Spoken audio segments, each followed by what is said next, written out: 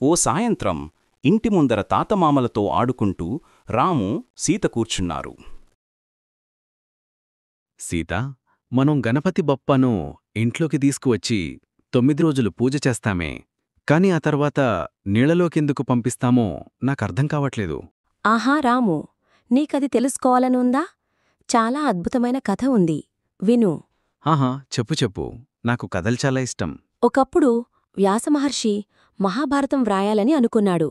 అది చాలా పెద్ద కావ్యం కాబట్టి ఆయనకు వ్రాయడానికి సహాయం కావాలి. అందుకే గణపతిని కోరాడు. వావ్! గణేశుడు వ్రాశాడా? ఎలా వ్రాశాడు? ఆయన తన దంతంతోనే వ్రాశాడు. కాని ఇద్దరు ఒక ఒప్పందం పెట్టుకున్నారు. గణేశుడన్నాడు, నేను ఆగకుండా వ్రాస్తాను, నువ్వు ఆగకూడదు. వ్యాసుడన్నాడు, సరే, కాని నువ్వు వ్రాయడానికి ముందు అర్థం చేసుకోవాలి. అప్పుడేమైంది? అలా వారు 9 రోజులు 9 రాత్రులు ఆగకుండా వ్రాశారు. అందుకే గణపతిని 9 రోజులు పూజిస్తే జ్ఞానం, సహనం, శక్తి వస్తాయని నమ్మకం ఏర్పడింది. బాగుంది.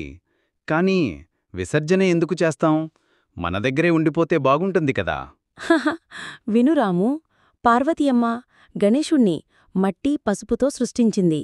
మట్టిలో పుట్టినవాడు మట్టిలో కలవాలి, అది మనకో బోధ. మనిషి కూడా మట్టినుంచే పుడతాడు, మట్టిలోకి కలుస్తాడు. అంటే ఆయనను నీళ్లల్లో కలపడం ప్రకృతి చక్రమా? ఖచ్చితంగా.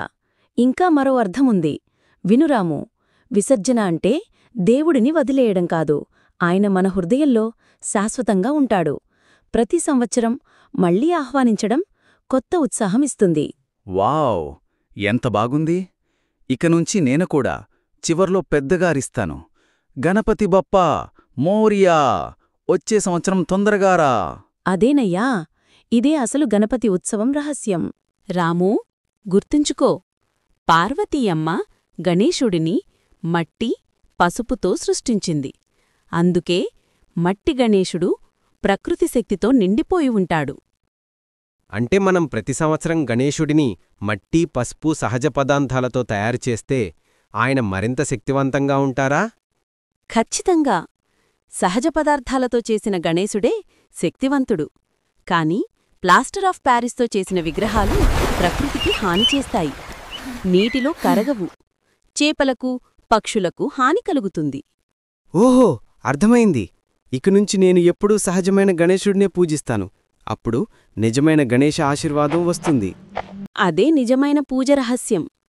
వచ్చేసారి మనం సహజ గణేశుణ్ణి ఇంటికి తీసుకురావాలి, ప్రకృతిని కాపాడుతూ ఆయన శక్తివంతమైన ఆశీర్వాదం పొందాలి. ఓం నమః శివాయ.